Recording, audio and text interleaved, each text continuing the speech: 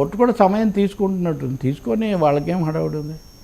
Yeah sir, Allu Arjun serial ఇలా కొనసాగుతుంది, ఆయన ఎపిసోడ్ అంతా కూడా ఎలా చూడాలి? ఈరోజు మళ్ళీ నాంపల్లి కోర్టు సంబంధించి ఆయనకి ఇచ్చిన రిమాండ్ గడువు ముగియడం, ఇంకా డైరెక్ట్గా పిటిషన్ కూడా వెళ్ళారు ఈయన.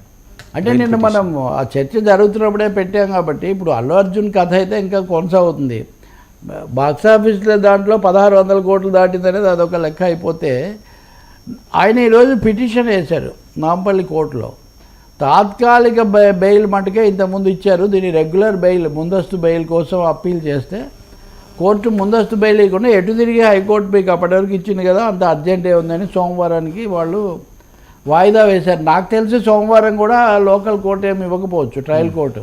ఎట్లాగో హైకోర్టులో ఉన్నప్పుడు వాళ్ళు చెప్పేదానికోసం కింది కోర్టులో ఏదో ఒక విధంగా సమయం తీసుకోవటం అనేది ఒక న్యాయ ప్రక్రియలో జరుగుతూ ఉంటుంది. అల్లు అర్జున్ చేసింది బాగాలేదు అన్నదైతే అందరూ ఎస్టాబ్లిష్ అయిపోయింది. నిన్న మామూలుగా చాలా మెత్తగా మాట్లాడే సురేష్ బాబు కూడా నేనేదో ఛానల్కి వెళ్తే ఆ చర్చలో అతను చెప్తున్నాడు, మీ ఇంట్లో మీరు ఎలా ఉండండి కానీ బయటకు వచ్చినప్పుడు కొన్ని కనీసమైన పద్ధతులు పాటించాల్సి ఉంటుంది, అది లేకపోవడం వల్ల వచ్చినటువంటి పరిస్థితి ఇది అని చాలా స్పష్టంగా చెప్తున్నాడు. సో ఇండస్ట్రీ ఈ బిహేవియర్ను డిసోన్ చేసుకుంది. చిరంజీవి గారిని కూడా రాకపోవడానికి గురించి కూడా ఎన్ని చెప్పినా ఆయన కూడా ఈ ఎపిసోడ్లో ఆయన ఓన్ చేసుకోదలుచుకోలేదు. సహాయం చేయొచ్చు లేకపోతే కాపాడి ఉండొచ్చు, కానీ దూరంగా ఉండడం ద్వారా ఈ బిహేవియర్ను నేను యాక్సెప్ట్ చేయడం లేదు, ఈ పద్ధతి బాగాలేదు అనే ఒక మెసేజ్ ఇవ్వదలుచుకున్నారు. పవన్ కళ్యాణ్ అసలే ఆయన పూర్తి నిశ్శబ్దంగా ఉన్నారు. కాబట్టి నిన్న సమావేశంలో ఏకాభిప్రాయం ఏంటి, ఇలాంటి ఘటనలు జరగకూడదు, ఈ దురదృష్టకరమైనవి అవాంఛనీయమైనవి అనే అభిప్రాయానికి వచ్చారు. చాలా ఆశ్చర్యం ఏమంటే ఈరోజు బీఆర్ఎస్ వాళ్ళ పత్రిక చదివితే సర్కారు సాలెగూడులో చిక్కుకున్న ఎర్రజెండాలని ఒక హెడ్డింగు. అచ్చా, ఇది అల్లు అర్జున్ ఎపిసోడ్ గురించి. అల్లు అర్జున్ని విమర్శిస్తే రేవంత్ రెడ్డిని సమర్థించినట్టు, సర్కారు సాలెగూడులో చిక్కుకున్నట్టు వీళ్ళు రాస్తున్నారు. నాకు చాలా ఆశ్చర్యం. అల్లు అర్జున్ చేసింది బాగాలేదు, ఇంకొంచెం జాగ్రత్తగా ఉండాల్సింది అని చెప్తే ఏమి ఎర్రజెండా. ఇప్పుడు సురేష్ బాబు లాంటి వాళ్ళు కూడా మాట్లాడారు, ఏముందంటే దాంట్లో అసలు రాజకీయాలకు దానికి రేవంత్ రెడ్డికి దానికి ఏంటి సంబంధం ఉంది అంటే, మీరేమో రాజకీయ కోణంలో నుంచి పూర్తిగా బలపరిచారు కాబట్టి అసలు అరెస్టే తప్పు, జాతీయ దీన్ని మరి మొత్తం ఫిల్మ్ ఇండస్ట్రీలో ఒక్కరు సమర్థించలేదా? ఒక్కరిని చూపించండి నాకు, ఒక్కరిని చూపించండి. మొదట్లో తొందరపడి ఏదో మాట్లాడిన వాళ్ళు ఉన్నా, వాళ్ళు కూడా నెమ్మదిగా సర్దుకున్నారు. ఆఖరుకు బీజేపీ రఘునందన్ ఇలాంటి వాళ్ళు సమర్థిస్తే విష్ణు కుమార్ రాజు ఓపెన్గా కాదన్నారు.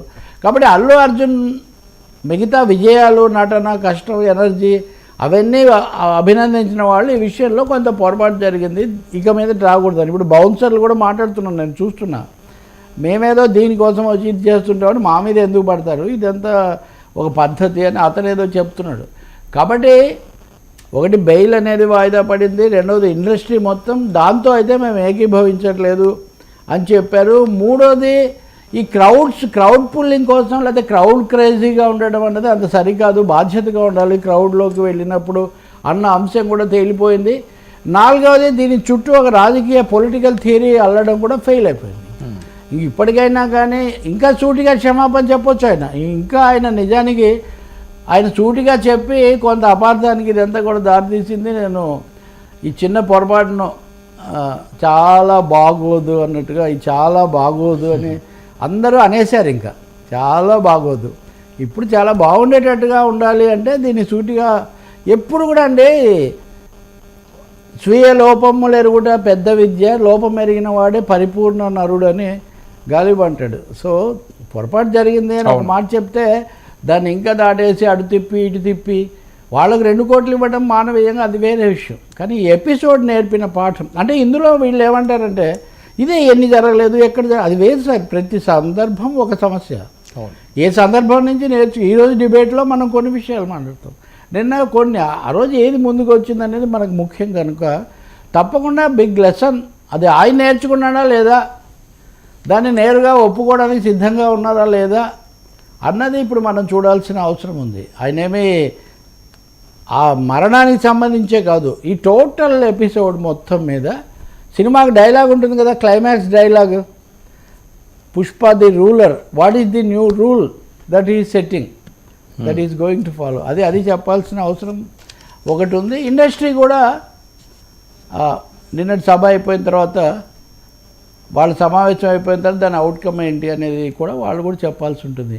ఇంకా అందరి మనసులో ఉన్న మాట ఒకటి, మెగా వాయిస్ ఏంటో ఏదో ఒక రూపంలో బయటకు వస్తే కొంచెం మంచిగా ఉంటుంది, ఒక డైరెక్షన్ లాగా ఉంటుంది.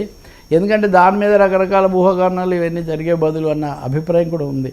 రావాలా వద్దా లేదా వాళ్ళ ఇష్టం, ఎందుకంటే గేమ్ చేంజ్ కాబోతుంది కాబట్టి ఇప్పుడు how the game change will be అన్నది మనం చూడాలి. Sir thank you so much Ravi garu. ఇది ఈనాటి frankly with Telakapalli. Station to 99 news.